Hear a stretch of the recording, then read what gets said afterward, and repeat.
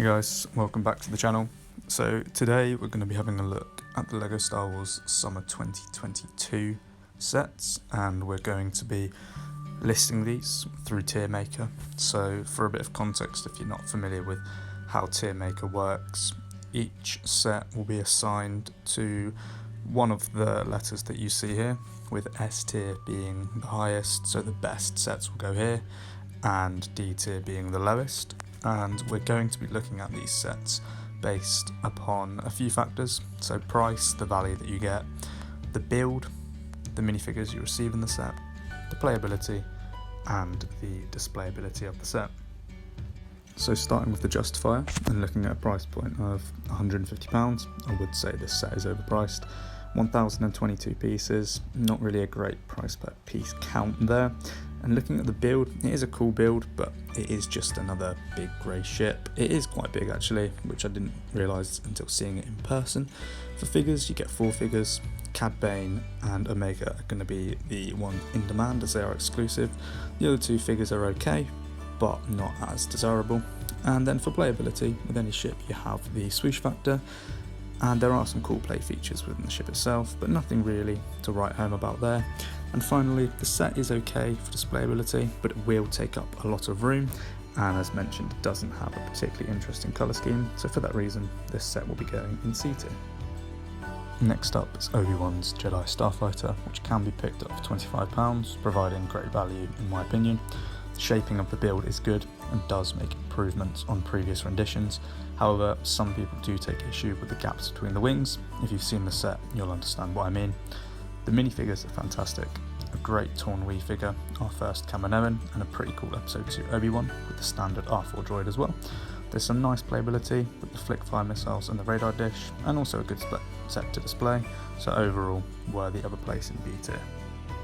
Moving on, we have the Obi-Wan v Darth Vader set, and at £45 this set does not provide good value, and I wouldn't recommend it unless you can find a good deal.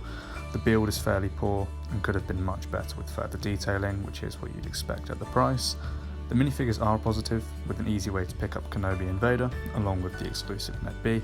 However, even this poses a problem, with many sets containing a misprinted version of Obi-Wan Kenobi pictured here. Playability isn't bad, the pop-up lava and fire features are both fairly enjoyable.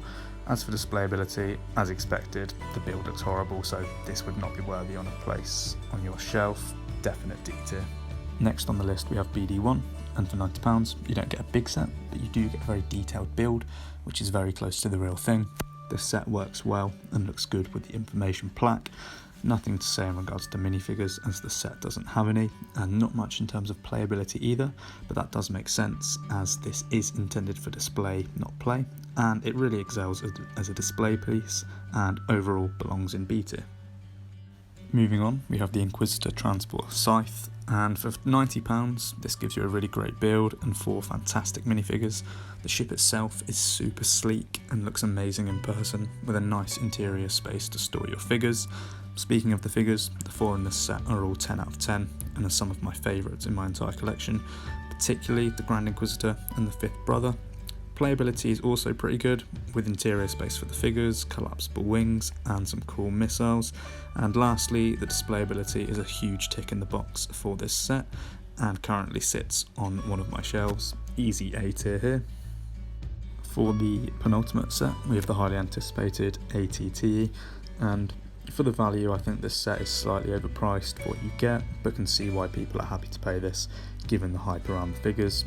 The build is solid, and is an improvement on the 2013 version, so no complaints there, and obviously the minifigures are the main attraction of this set, and they're all really good.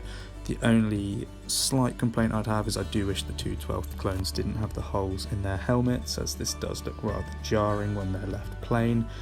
Otherwise though, you have lots of playability, helped by the inclusion of the spider droid and the various play features in the ATT itself.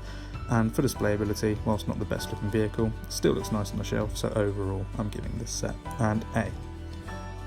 Lastly, we have the Ambush on Ferrix, and I will start by saying that this set is overpriced and should really be around the £50 mark.